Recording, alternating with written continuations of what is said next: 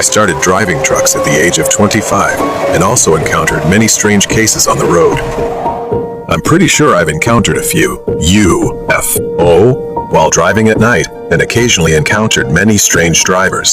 The story I share with you today is the most horrifying and strange experience I have ever witnessed. In observation, I was 37 years old in 2009. That night was like most nights. I drove and listened to music on the radio, drinking some coffee to keep myself awake. The roads here are very deserted and covered in fog. Gradually, the fog got thicker and thicker and I started thinking about whether I should pull over for a while or keep driving. I thought so, but in the end I still chose to continue driving. At this time, there was no one on the country road, so it was probably safe to continue driving. To prevent bad situations from happening, such as an animal or something running across the road, I drove slowly. While I was concentrating on driving, I suddenly smelled something. I thought the smell of sodium carbonate was the worst smell I had ever smelled, but this smell is much worse. This smell quickly filled the inside of my truck. I quickly rolled up the window, but the smell didn't get much better. This horrible smell in my car, and I feel like I could vomit immediately. This smell mixed with the bones creates a disgusting smell.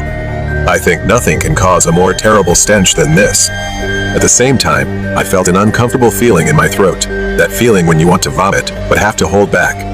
Opened the car door and started vomiting. When I was done, I quickly covered my nose because the smell was still in the air. I got in the car and calmed myself down to start driving again. That's when I noticed something crossing the road. The figure was of a man, and he was limping.